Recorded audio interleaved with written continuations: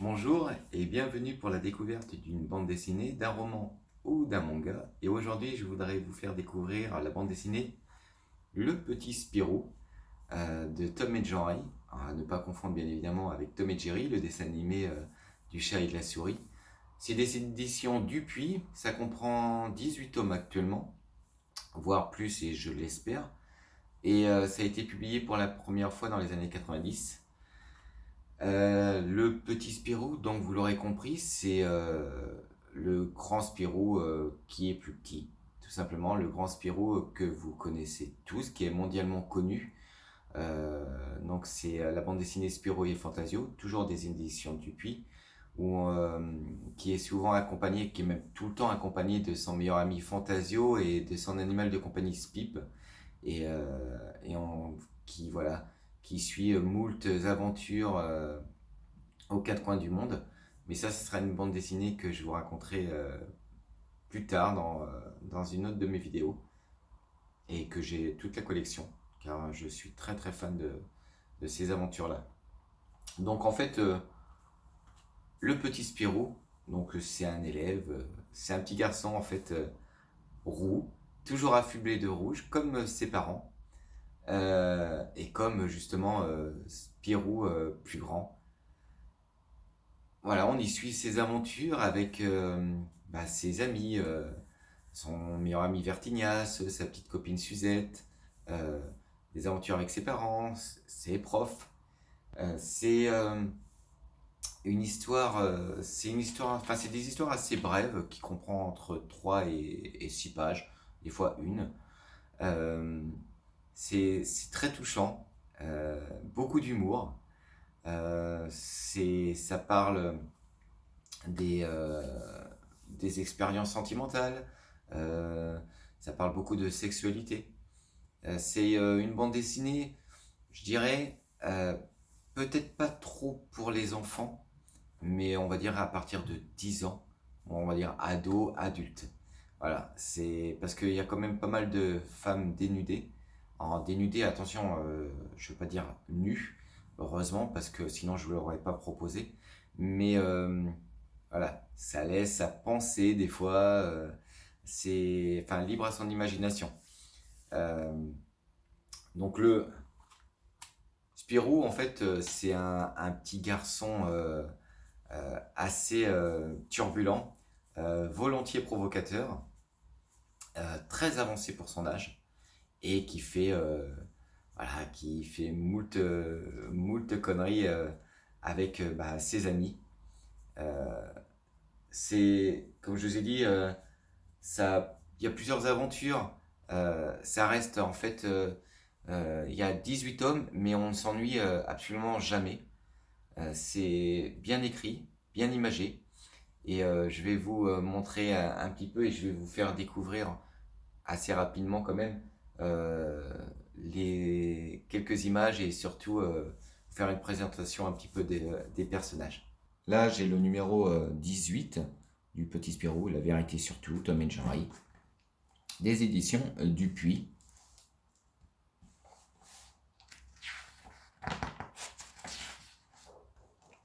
Donc, comme je vous ai expliqué, comme quoi j'ai même pas fait exprès, vous voyez, c'est assez. Il y a souvent des filles assez dénudées, donc là, avec maillot de bain ou lingerie rouge. Je crois, je suis sûr et certain que on va en découvrir d'autres assez rapidement. Où je me trompe, bingo, voilà. Là, c'est le prof de sport qui doit rêver en fait d'une jeune femme. Donc, vous voyez, hein, comme je vous ai expliqué, c'est assez explicite quand même, hein. On voit bien une femme nue dans un grand verre. Euh, on s'imagine. On voit quand même un petit peu sa poitrine. Voilà, c'est pas vraiment fait pour les enfants. Mais comme je vous ai dit, libre à son imagination. Donc le petit Spirou, toujours accompagné donc, de son meilleur ami, Vertignas, prénom Antoine. Donc en fait c'est son meilleur ami à la vie et à la mort en fait depuis qu'ils ont été surpris à épier par le trou de la serrure du vestiaire des filles. Voilà, donc ils font les 400 coups ensemble. C'est vraiment son meilleur ami, mais quand il est petit. Comme je vous ai expliqué, il n'y a aucune concordance avec le Spyro et Fantasio du petit Spyro qui deviendra grand. Là, on le voit simplement dans ces albums-là, mais on le verra jamais dans le Spyro et Fantasio. Donc, ensuite, vous avez Suzette. Donc, son vrai nom, c'est Suzanne Berlingot. C'est sa fiancée, donc fille de pâtissier. Déteste qu'on la prenne pour une crêpe. Allez, c'est, pour ainsi dire, elle a un sale caractère, c'est une sale peste, mais bon, ils sont quand même follement amoureux l'un comme l'autre. Et ils essaient souvent de s'embrasser dans diverses situations. Donc, c'est assez burlesque, c'est assez rigolo. Et c'est pareil, comme je vous ai expliqué, on ne la voit pas, c'est sa petite copine dans cet album-là, enfin dans ces albums-là, mais plus tard, on ne la retrouvera pas. C'est ce que je trouve peut-être un peu dommage. Ça aurait été sympa qu'en fait, qu'ils montrent ces personnages-là plus grands dans les aventures de Spyro et Fantasio. Mais bon, c'est comme ça, et puis il n'y a pas d'explication. Ensuite, vous avez bon, Ponchelot, donc son prénom Nicolas, dit Poule de Gras. Donc c'est son deuxième meilleur ami. En fait, c'est un petit garçon qui mange beaucoup trop, euh, tellement qu'il a l'impression qu'il va éclater. En fait, il prétend que c'est un problème d'hormones. Donc, supporte pas bien évidemment le sport et les balances. Vous avez Cassius, donc l'ont appelé Cyprien. Donc son papa en fait c'est le cuisinier de l'école et il a un oncle qui est chasseur de chenilles grillé à Ouagadougou. Donc excusez-moi si je le prononce mal. En fait plus tard il aimerait bien devenir boxeur et enfin voilà il est extrêmement fort. Vous avez ma sœur, donc lui c'est un petit peu la tête de turc, c'est un petit peu le mauvais élément, c'est le souffre-douleur malheureusement des autres élèves, ça reste quand même un copain. Donc il a, il a toujours la tête en l'air, toujours à l'état de somnolence. Euh, et bon, il a énormément redoublé, donc c'est pour d'où sa puberté en fait avancée. Donc voilà, ça c'est pour ainsi dire un petit panel des copains. Vous avez ensuite les adultes, donc voilà, donc Mademoiselle Chiffre, donc elle c'est la prof de maths, donc on va dire que c'est le fantasme c'est le fantasme en fait dans la bande dessinée que ce soit des professeurs, des parents et surtout des élèves. C'est vrai que elle est extrêmement charmante, très innocente et tout le monde est amoureux d'elle. Malheureusement, elle s'était pris d'un homme qui a absolument aucune correspondance avec elle parce que c'est un petit homme tout chétif, chauve à lunettes et aux grandes dames malheureusement de tous les prétendants de Mademoiselle Chiffre. Donc ensuite vous avez la grand-mamie, donc la grand-mère du petit Spirou, qui a un caractère drôlement coriace et qui paraît en fait elle garde un fabuleux trésor dans son coffre. Mais malheureusement, à cause de ses problèmes de mémoire, on ne sait jamais où il est. Donc ensuite, vous avez la maman du petit Spirou. Donc bon, c'est voilà, c'est comme toutes les mamans, hein, c'est c'est son grand amour. C'est ouais, on la présente pas en fait. C'est une sorte de héros pour le petit Spirou. Je ne vais pas vous en dire plus, hein, ça sera à vous de le découvrir au fur et à mesure. On la voit pas souvent, en toute sincérité, on la voit pas souvent dans les aventures. Ensuite, vous avez d'autres adultes, donc voilà, que je vais vous présenter. Donc, vous voyez, c'est vraiment bien dessiné. Il y a moultes aventures, plein de couleurs. C'est très divertissant. Sincèrement, c'est vraiment une bande dessinée que je conseille à tout le monde. Moi, j'ai pris énormément de plaisir à les lire et je prends encore énormément de plaisir à les lire maintenant. Et j'ai fait découvrir à mes enfants qui ont adoré. Donc, vous avez d'autres adultes, comme le grand papy, donc le grand-père du petit Spirou, c'est sa grande personne préférée au petit Spirou. Vous avez Melchior du Genou, donc, dont je vous ai parlé, c'est le prétendant en fait de Mademoiselle Chiffre, hein, comme quoi Il a vraiment rien d'extraordinaire. On se demande pourquoi elle lui trouve, elle lui trouve un intérêt. Donc vous avez l'abbé Langélus, mais que vous découvrirez au fil de l'aventure.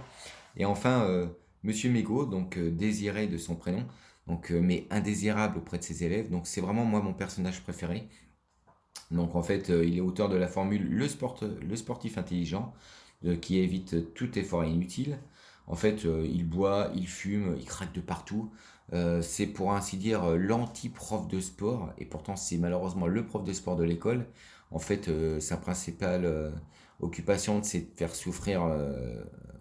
souffrir ses élèves, et surtout, il fait souvent des cours qui sont pas du tout dans le protocole scolaire, qui sont limite dangereux, mais bon, lui, il s'en fout royalement. Donc, comme vous auriez compris, comme vous avez compris, il ne pense qu'à fumer, qu'à boire, et à farniente. C'est vraiment l'anti prof de sport, quoi, que on aimerait vraiment pas du tout avoir à l'école. Mais ça reste quand même une personne très touchante, et on adore suivre ses aventures. Il lui arrive de toute façon toujours des problèmes, et c'est ça qui fait tout le bonheur de la bande dessinée. Donc voilà, après, il y a d'autres personnages, il y a plein de rebondissements, il y a plein de choses à voir. Vraiment, comme je vous ai expliqué, c'est des histoires assez brèves, hein, qui comprennent entre 3 et 6 pages. Mais vraiment, ça se laisse regarder avec plaisir. Euh, Il y a plein d'aventures, et il y a toujours moult rebondissements, parce qu'on a tendance à croire que dans certaines bandes dessinées, ça se répète. Mais là, bon, il n'y a que 18 tomes. C'est vrai que depuis les années 90, ça fait très peu de bandes dessinées, mais c'est pas plus mal. Parce que je pense qu'ils prennent leur temps, et c'est ça qui fait toute la valeur et toute la richesse de cette bande dessinée. Donc voilà, hein, je vous laisse. Hein, vous voyez, on se laisse imaginer, ça reste quand même ouais, des femmes très bien, très sophistiquées, très belles. Euh, c'est vrai qu'ils ont toujours le côté féminin est toujours bien dessiné. Donc au détriment des hommes avec des gros pifs, les jambes poilues, un peu disproportionnés dans les membres. C'est pas toujours ça. Alors que les femmes, comme là, vous voyez, je vous montre, c'est ça reste c'est de très belles femmes.